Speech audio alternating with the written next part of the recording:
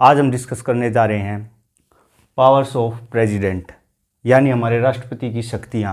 हमारे राष्ट्रपति के पास क्या क्या शक्तियाँ हैं और वो किन किन सिचुएशंस में उनका यूज करते हैं। आज हम बेसिकली यही सब डिस्कस करेंगे। तो सबसे पहली शक्ति हमारे राष्ट्रपति के पास एग्जीक्यूटिव पावर्स यानी कार्यकारी शक्ति। उसके बाद आती है लेजिस्लेटिव पावर, विधान शक्ति। फिर है फाइनेंशियल पावर, वित्तीय शक्तियाँ। उसके बाद है जुडिशियल पावर्स, न्यायिक शक्तियाँ। फिर है डिप्लोमेटिक पावर्स, कूटनीतिक शक्तियाँ। फिर है मिलिट्री पावर्स, सैन्य शक्तियाँ। और उसके बाद है इमरजेंसी पावर्स, आपातकालीन शक्ति। और सबसे लास्ट में आती है पार्डनिंग पावर, क्षमा शक्ति। इसके बारे में आप लोगों ने सुन भी रखा होगा। तो सबसे पहला हमारा एग्जीक्यूटिव पावर्स।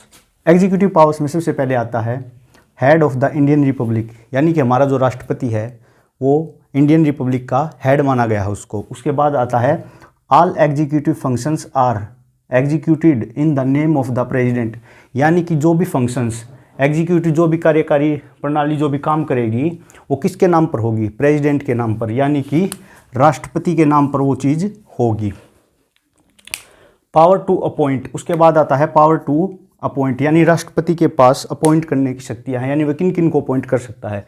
सबसे पहले आता है प्राइम मिनिस्टर, यानी कि प्राइम मिनिस्टर, हमारे देश के प्राइम मिनिस्टर को कौन अपॉइंट करता है? राष्ट्रपति यानी प्रेसिडेंट। उसके बाद है मिनिस्टर्स ऑफ द यूनियन, यानी कि जो यूनियन के मिनिस्टर्स हैं, जो कैबिनेट के मिनिस्टर्स हैं, उनको कौन अपॉइंट करता है? प्रेसिडेंट करता है, लेकिन वो अपनी मनमर्जी से नहीं करता, वो पीएम की एडवाइस के साथ करता है। जिसका नाम उनको सजेस्ट किया जाता है उनको जो है अपॉइंट करते हैं। उसके बाद आता है भाई चीफ जस्टिस ऑफ इंडिया, जजेस of supreme court, high court. Judiciary में भी जो है पावर हमारे प्रेसिडेंट को अपॉइंट करने की, जो चीफ जस्टिस ऑफ इंडिया, उसके अलावा जो जजेस है सुप्रीम कोर्ट और हाई कोर्ट के, उनमें भी जो है प्रेसिडेंट अपॉइंट करते हैं। लेकिन इसमें भी वही बात है कि चीफ जस्टिस को अपॉइंट करने के बाद जो सुप्रीम कोर्ट और हाई कोर्ट के जो अदर जजेस हैं उनकी अपॉइंटमेंट के टाइम पे रिकमेंडेशन जो है हमारे चीफ जस्टिस ऑफ इंडिया भेजते हैं। नेक्स्ट है गवर्नर्स, यानी जो स्टेट्स के गवर्नर्स हैं उन्हें कौन अपॉइंट करता है? हमारे प्रेसिडेंट अपॉइंट करते हैं। उसके बाद है एजीआई, कैग, इनको भी कौन अपॉइंट करता है? हमारे प्रेसिडेंट। एजीआई होते हैं अटॉर्नी जनरल ऑफ इंडिया, यानी कि सरकारी वकील जो सरकार की तरफ से जो है सरकार का पक्ष जो है कोर्ट में रखते हैं। उसके बाद है chairman and members of public service commission, यानी जो पब्लिक सर्विस कमीशन है उनके चेयरमैन और उनके मेंबर्स को कौन अपॉइंट करता है? प्रेसिडेंट अपॉइंट करता है। फिर है chief election commissioner, chief election commissioner को कौन अपॉइंट करता है? प्रेसिडेंट अपॉइंट करते हैं। एंड अदर इलेक्शन कमिश्नर्स, और उनके जो बाकी सहयोगी कमिश्नर्स हैं उनको भी प्रेसिडेंट जो है अपॉइंट करता है। चेयरपर्सन ऑफ SC ST और BC, यानी कि शेड्यूल कास्ट, शेड्यूल ट्राइब्स और जो है बैकवर्ड क्लास, इनके जो चेयरपर्सन हैं जो इनको रिप्रेजेंट करते हैं उनको कौन अपॉइंट करता है? प्रेसिडेंट अपॉइंट करता है। अब फाइनल एग्जीक्यूटिव पावर क्या है हमारे प्रेसिडेंट की? He has to exercise his executive powers on the advice of the council of ministers, यानी ये कोई पावर नहीं है, ये बता रखा है कि ये जो पावर्स मिली इनको, एग्जीक्यूटिव पावर्स जो है हमारे प्रेसिडेंट जी को मिली हैं, उनको ये तभी एग्जीक्यूट कर पाएंगे अगर उनको किससे एडवाइस लेनी पड़ेगी? जो है काउंसिल ऑफ मिनिस्टर्स से, यानी बिना इनकी एडवाइस के, बिना काउंसिल ऑफ मिनिस्टर्स के, यानी जो हमारी कैबिनेट होती है, कुल मिला के बात वो है कि जो पीएम है उनकी और कैबिनेट की एडवाइस के बिना जो प्रेसिडेंट अपनी मर्जी से ना तो किसी को अपॉइंट कर सकते हैं ऐसे ही, और ना ही जो अपने एग्जीक्यूटिव पावर्स का यूज कर सकते हैं। तो नेक्स्ट हमारे पास लेजिस्लेटिव पावर्स, यानी विधान की शक्तियाँ। Power to summon and prorogue the parliament, यानी कि जो हमारे प्रेसिडेंट हैं उनके पास शक्ति है कि वो जो है समन कर सकते हैं किसको? पार्लियामेंट को। समन माने यानी कि बुलावा भेजना, और प्रोरोग माने यानी किस चीज़ को स्थगित करना, यानी उसको बंद कर सकते हैं।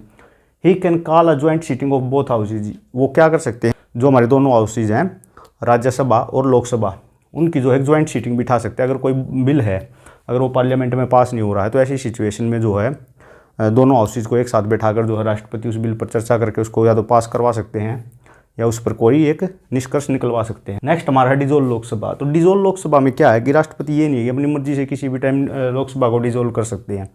अगर जो है पार्टी जो सरकार में है उसके जो प्राइम मिनिस्टर हैं, अगर वो अपना बहुमत जो है लोकसभा में पेश नहीं कर पाते, तो ऐसी सिचुएशन में जो है राष्ट्रपति लोकसभा को डिजोल्व कर सकते हैं। Nominates 12 members of the Rajya Sabha, जो हमारी राज्यसभा है उसके जो है 12 मेंबर्स जो है वो नॉमिनेट्स कर सकते हैं प्रेसिडेंट अपनी तरफ से। ये तो शायद आप लोगों को पता ही होगा, जो अलग अलग फील्ड से होते हैं, आर्ट, साइंस, सोशल सर्विस वगैरह, तो इनसे जो है 12 मेंबर्स को जो है अलग अलग तरीके से जो है हमारे प्रेसिडेंट साहब जो है इसको नॉमिनेट कर सकते हैं। उसके बाद अभी 2 Anglo Indians to the Lok, Sabha 2 Anglo Indians को जो है लोकसभा के लिए नॉमिनेट कर सकते हैं। एंग्लो इंडियंस को लोकसभा में नॉमिनेट कर लेकिन तब कर सकते हैं जब राष्ट्रपति को ये लगे कि जो उनका वहाँ पे जो रिप्रेजेंटेटिव है एंग्लो इंडियंस का वो घट चुका है, वहाँ पे उनको कोई रिप्रेजेंट करने के लिए नहीं है। तो ऐसी सिचुएशन में जो हमारे राष्ट्रपति 2 एंग्लो इंडियंस को जो है लोकसभा में अपनी तरफ से नॉमिनेट करके भेज सकते हैं। Every bill passed by both houses of parliament is to be sent to the president for his assent, यानी कि कोई भी बिल जो हमारे पार्लियामेंट के अंदर आएगा वो हमारे प्रेसिडेंट के पास जरूर जाएगा लास्ट में उनकी मर्जी के लिए, उनकी मर्जी जानने के लिए। He may return the bill to the house for reconsideration other than a money bill. भाई सिर्फ मनी बिल को छोड़कर, मनी बिल पे जो हमारे प्रेसिडेंट साहब की पावर नहीं चलती, किसी भी बिल को जो है हमारे राष्ट्रपति जी वापस भेज सकते हैं। किसके लिए? रिकन्सिडरेशन के लिए। यानी मान लो अगर उनको कोई चीज़ पसंद नहीं आ रही उस बिल के अंदर, तो वो उसको अंडरलाइन करके भेज सकते हैं कि इस पे जो है एक बार विचार किया जाए। लेकिन इसमें भी एक चीज़ निकल कर आती है कि भाई जो हाउसेज हैं, अगर वो उस बिल को जो है पढ़ के और उसमें कोई भी चेंज किए बिना अगर दोबारा से हमारे राष्ट्रपति जी के पास भेज देते हैं, तो राष्ट्रपति जी को उस पर जो है साइन करने पड़ते हैं, उसको वापस से दोबारा नहीं भेज सकते। वो चीज़ एक कानून के रूप में फिर मान ली जाती है। नेक्स्ट है ऑर्डिनेंस मेकिंग पावर। ये क्या होते हैं? एक किस्म से कच्चे कानून होते हैं ऑर्डिनेंस, जो जिनको बोला जाता है ऑर्डिनेंस मेकिंग पावर। तो ये क्या है? कच्चे कानून है एक किस्म से। When parliament is not active, जब पार्लियामेंट यानी जब हमारे जो है सेशन नहीं लग रहे होते पार्लियामेंट के, उस समय पर जो अगर मान लो कोई इमरजेंसी सिचुएशन आ जाती है, तो जो राष्ट्रपति जी हमारे प्रेसिडेंट हैं वो अपनी तरफ से कानून बना सकते हैं। लेकिन ये जो कानून है ये एक्सपायर हो जाएंगे कब? जब भी हमारा जो है पार्लियामेंट्री रीअसेंबल होगा उसके 6 हफ्ते के बाद, ये जो है उस डेट के 6 हफ्ते के बाद ये कानून जो है एक्सपायर हो जाएंगे। या तो इनके ऊपर जो है कोई नया कानून बनाया जाए या इनको पास किया जाए पहले पार्लियामेंट में, तो फिर ये लागू हो सकता है। अगर इनके ऊपर जो पार्लियामेंट में कोई बहस नहीं होती है, इन पे कोई नया कानून का इनको रूप नहीं दिया जाता, तो ये ऑर्डिनेंस जो बनाए गए हैं राष्ट्रपति जी के द्वारा इमरजेंसी टाइम पे, ये अपने आप ही रद्द हो जाते हैं। तो नेक्स्ट हमारा है फाइनेंशियल पावर्स यानी वित्तीय शक्तियाँ। हमारे जो प्रेसिडेंट जी हैं उनके पास जो है कुछ फाइनेंशियल पावर्स भी होती हैं। सबसे पहली आती है एनुअल फाइनेंशियल स्टेटमेंट यानी कि बजट। हमारा जो कॉन्स्टिट्यूशन हमें उसमें हमें जो बजट सुनने को नहीं मिलता, उसमें हमें क्या सुनने को मिलता है?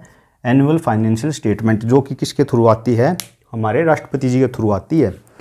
जो हमारे वित्त मंत्री जी हैं वो इसको पेश जरूर करते हैं, लेकिन वो आती किसके थ्रू? हमारे राष्ट्रपति जी के थ्रू आती है। नेक्स्ट हमारा कॉन्टीजेंसी फंड ऑफ इंडिया। अब ये कॉन्टीजेंसी फंड ऑफ इंडिया क्या होता है कि भी मान लो ये जो है हमारे देश का खजाना है, ठीक है, और इसके अलावा एक थोड़ा सा जो फंड है वो कॉन्टीजेंसी फंड के नाम से हमारे जो है राष्ट्रपति के पास भी रखा जाता है। अब क्या होता है, मान लो भी देश में कुछ ऐसी सिचुएशन है जहाँ पर जो है सहायता देने की जरूरत है और हमारे राष्ट्रपति जी को लगता है कि यहाँ पर जो है जल्दी से जल्दी जो है पैसे से या जो है और चीज़ों से मदद की जानी चाहिए। अब भाई पार्लियामेंट में उस चीज़ को पास करने में टाइम लग सकता है, तो राष्ट्रपति जी क्या कर सकते हैं कि ये जो अमाउंट है इसको वहाँ पर भेज सकते हैं, बाद में इसको जो है यहाँ से दोबारा से फुलफिल कर लिया जाएगा। तो ये इसका जो अधिकार होता है वो हमारे राष्ट्रपति जी के पास होता है, प्रेसिडेंट जी के पास होता है। इसको हम कॉन्टीजेंसी फंड बोलते हैं। इसके लिए उनको किसी से परमिशन लेने की जरूरत नहीं होती, इसको देश की भलाई में कभी भी अपनी सेल्फ उससे यूज़ कर सकते हैं। नेक्स्ट हमारा constitute a finance commission every 5 year to recommend the distribution of the taxes between the centre and the states. तो भाई जो सेंटर और स्टेट्स के बीच में जो टैक्सेस का डिस्ट्रीब्यूशन है उसको जो है बार बार जांचने के लिए या उसको और फ्लेक्सिबल बनाने के लिए, उसमें सुधार करने के लिए हर 5 साल में जो है फाइनेंस कमीशन का गठन किया जाता है। किसके द्वारा? हमारे राष्ट्रपति जी के द्वारा। तो नेक्स्ट हमारे पास क्या आता है? जुडिशियल पावर्स, यानी कि हमारे जो प्रेसिडेंट की न्यायिक शक्तियाँ हैं। इन जुडिशियल पावर क्या है? अपॉइंट्स द CJI यानी चीफ जस्टिस ऑफ इंडिया को अपॉइंट करता है कौन? हमारा प्रेसिडेंट अपॉइंट करता है। एंड अदर जजेस, और जो बाकी जजेस हैं, on the advice of the chief justice, यानी हमारे चीफ जस्टिस जी की बाद में एडवाइस लेकर बाकी जो है हमारे हाई कोर्ट और सुप्रीम कोर्ट के बाकी जजेस को जो है अपॉइंट करते हैं कौन? हमारे प्रेसिडेंट जो है अपॉइंट करते हैं। उसके बाद आता है the president can ask the attorney general to attend the parliamentary proceedings and report to him, यानी कि जो हमारे प्रेसिडेंट हैं वो हमारे अटॉर्नी जनरल यानी कि जो AGI हमारे अटॉर्नी जनरल ऑफ इंडिया है, उनको ये बोल सकते हैं कि आप उनके जो है आप पार्लियामेंट में जाकर वहाँ की प्रोसीडिंग्स को ध्यान से सुनिए और आकर मुझे रिपोर्ट करें कि वहाँ पर कोई अनलॉफुल जो है कानून तो नहीं पास हो रहा है या अनलॉफुल जो है चीज़ें तो नहीं हो रही हैं। तो नेक्स्ट है भाई डिप्लोमेटिक पावर्स, यानी कि राजनयिक शक्तियाँ या कूटनीतिक शक्तियाँ क्या हमारे प्रेसिडेंट साहब की। Send and receives ambassadors and other diplomatic representatives, यानी जो हमारे राष्ट्रपति साहब हैं वो दूसरे देशों में जो है डिप्लोमेटिक रिप्रेजेंटेटिव्स को जो है भेज सकते हैं, एम्बेसडर्स को भेज सकते हैं, दूतों को भेज सकते हैं। और ऐसे ही जो दूसरे देश से हमारे देश में जो एम्बेसडर्स और डिप्लोमेटिक रिप्रेजेंटेटिव्स आते हैं उनको जो है रिसीव जो है कर सकते हैं on the behalf of our state, यानी कि इंडिया के नाम पर जो है उनको हमारे देश की तरफ से जो उनको रिसीव कर सकते हैं, क्योंकि जो प्रेसिडेंट हैं वो हमारे हेड ऑफ द स्टेट माने जाते हैं। All treaties and international agreements are negotiated, यानी कि जो इंटरनेशनल जो हमारी कोई ट्रीटी है उनको नेगोशिएट करना है या उनको कंक्लूड करना है, जोड़ना है इन the name of the president. तो सब किसके नाम पर होंगी? हमारे प्रेसिडेंट के नाम पर होंगी। लेकिन इसमें क्या होता है, नाम बस जो है प्रेसिडेंट का चलता है, काम जो है पार्लियामेंट की तरफ से जो है भेजा जाता है। तो नेक्स्ट हमारा क्या है, मिलिट्री पावर्स, यानी कि सैन्य शक्तियाँ। तो हमारे राष्ट्रपति जी के पास, प्रेसिडेंट जी के पास कुछ जो है हमारी सैन्य शक्तियाँ भी होती हैं, मिलिट्री पावर्स भी होती हैं। सबसे पहले क्या है, appoint chief of army, navy and air force, यानी कि जो हमारे तीनों जो सेनाएं हैं, थल सेना, जल सेना और वायु सेना, उनके जो चीफ हैं उनको कौन अपॉइंट करता है? राष्ट्रपति अपॉइंट करते हैं। नेक्स्ट है supreme commander of the defence forces, यानी कि जो हमारे राष्ट्रपति जी हैं वो इन तीनों ही डिफेंस फोर्सेज के क्या होते हैं? सुप्रीम कमांडर होते हैं। उसके बाद आता है power to declare war and peace, यानी कि ये पावर किसके हाथ में होती है कि भाई अब जो है वार डिक्लेयर करना है किसी कंट्री के खिलाफ, या अब जो है पीस डिक्लेयर करना है, किसके पास होता है? प्रेसिडेंट के पास होता है। अब ये तो बहुत अच्छा लगा यहाँ पर कि भाई तीनों पावर बहुत अच्छी हैं प्रेसिडेंट जी को, लेकिन ये जो पावर्स हैं इनको प्रेसिडेंट जी जो अपनी मर्जी से यूज़ नहीं कर सकते कभी भी। अब ये फोर्थ पॉइंट है, जैसे the parliament is empowered to regulate और control the exercise of military powers by the president, यानी कि जो पार्लियामेंट है उसको एम्पावर किया गया है कि वो रेगुलेट कर सकती है किस चीज़ को? एक्सरसाइज ऑफ मिलिट्री को। जो हमारे कॉन्स्टिट्यूशन ने जो प्रेसिडेंट जी को अधिकार दिए हैं मिलिट्री एक्सरसाइज के, उसको कौन कंट्रोल करता है? हमारी पार्लियामेंट। तो घुमा फिरा के बात वही है, प्रेसिडेंट जी का कान इस तरफ से पकड़ लिया गया जो हमारी पार्लियामेंट के द्वारा। प्रेसिडेंट जो है अपनी मर्जी से इन पावर्स का जो है यूज़ नहीं कर सकते। इन पावर्स का यूज़ करने के लिए पार्लियामेंट की जो है मंजूरी बहुत ज़रूरी है। तो नेक्स्ट हमारी इमरजेंसी पावर्स, जैसा कि इसके नाम से पता चलता है इमरजेंसी पावर यानी आपातकालीन शक्तियाँ। तो ये आपातकालीन की स्थिति में जो है, इमरजेंसी की स्थिति में जो है ये नेशनल इमरजेंसी की जो पावर्स इनको जो हमारा प्रेसिडेंट यूज़ करता है। तो इसमें सबसे पहले नंबर पर आती है हमारी नेशनल इमरजेंसी, आर्टिकल 352। ये जो तीनों आर्टिकल्स हैं इनमें जो है हमारी इमरजेंसी पावर्स के बारे में बताया गया 352, 356 और 316। तीनों में जो है 4-4 नंबर का जो है डिफरेंस है, यानी कि 352 है, 356 है और 360 है। 4-4 नंबर का गैप है, इनको याद करना हो तो इस तरीके से आसानी से याद हो जाएगा, यानी 352, 356 और 360 आर्टिकल है जो इमरजेंसी पावर्स के बारे में बताता है। तो सबसे पहला कौन सा है? 352 में है नेशनल इमरजेंसी। ये किस सिचुएशन में जो है नेशनल इमरजेंसी लगती है? यानी जब ऐसी सिचुएशन हो, कभी वार हो गया हो या एक्सटर्नल एग्रेशन हुआ हो हमारे देश के ऊपर जो है, ऐसी स्थिति में जो है ये लगती है। हमारे देश में कब लगी है? जब एक बार चाइना के साथ वार हुआ था तब भी जो हमारी नेशनल इमरजेंसी लगी थी, यानी आर्टिकल 352 लागू हुआ था। और जब पाकिस्तान के साथ वार हुआ था, इसके अलावा एक बार इंदिरा गांधी जी ने जो है नेशनल इमरजेंसी लगाई थी। तो ये वही वाली नेशनल इमरजेंसी है। उसके बाद आता है प्रेसिडेंट्स रूल, आर्टिकल 356, यानी कि उस प्रेसिडेंट रूल ये कब होता है, कब लगता है? Failure of constitutional machinery in the state, यानी कि जब किसी स्टेट के अंदर, किसी राज्य के अंदर जब है मशीनरी, कॉन्स्टिट्यूशनल मशीनरी, यानी कि वहाँ के नियम कानून जब है फेल हो जाते हैं, वहाँ पे जो सरकार है वो उसके लिए जो पब्लिक को कंट्रोल करना जो है आप पे से वहाँ की जनता को बाहर हो जाता है। तो ऐसी सिचुएशंस में जो हमारे गवर्नर होते हैं स्टेट के, वो हमारे राष्ट्रपति जी के पास जो है लिखित में भेजते हैं और फिर प्रेसिडेंट जी वहाँ पर क्या करते हैं? आर्टिकल 356 यानी अपना रूल जो है स्थापित कर देते हैं। नेक्स्ट है फाइनेंशियल इमरजेंसी। ये कब लगती है? जब हमारे देश में कोई फाइनेंशियल क्राइसिस हो, ऐसी सिचुएशन में जो आर्टिकल 360 यानी फाइनेंशियल इमरजेंसी जो है लागू कर दी जाती है। लेकिन जो है ऐसा अभी तक हमारे देश में एक बार भी नहीं हुआ कि हमारे देश में फाइनेंशियल इमरजेंसी जो है लगी हो। तो ये थी emergency powers of president. Next पढ़ेंगे तो नेक्स्ट हमारा पार्डनिंग पावर्स यानी कि क्षमा करने की शक्तियाँ। तो क्षमा करने की शक्तियाँ किसके पास? हमारे राष्ट्रपति जी के पास है। तो सबसे पहले आता है punishment for an offence against union law, यानी कि ऐसी सिचुएशन में जो पनिशमेंट मिली, ऑफेंस हुआ हो किसका? हमारे यूनियन लॉ का। तो ऐसी सिचुएशन में उस पनिशमेंट को कौन ख़त्म कर सकता है या कम कर सकता है? हमारे राष्ट्रपति जी जो उसको कम कर सकते हैं या ख़त्म कर सकते हैं। दूसरी कंडीशन क्या है? Punishment by military court. भाई मिलिट्री के कोर्ट में जो है सज़ा मिली हुई हो, तो ऐसी सिचुएशन में, ऐसी कंडीशन में भी कौन जो है उस सज़ा को पार्डन यानी कि माफ़ कर सकते हैं? हमारे राष्ट्रपति जी यानी प्रेसिडेंट जी। ये शक्ति सिर्फ हमारे प्रेसिडेंट जी के पास है।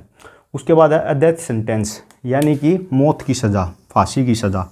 अगर किसी को फांसी की सज़ा मिली है तो ऐसी सिचुएशन में भी जो है कौन माफ़ कर सकते हैं? हमारे राष्ट्रपति जी। तो ये है उनकी पार्डनिंग पावर। तो आज हमने डिस्कस किया है पावर्स ऑफ प्रेसिडेंट यानी हमारे राष्ट्रपति जी की शक्तियाँ। अगर आपको ये वीडियो पसंद आया है तो वीडियो को लाइक कीजिए, शेयर कीजिए और कमेंट कीजिए, और हमारे चैनल लीगल साथी को सब्सक्राइब कीजिए।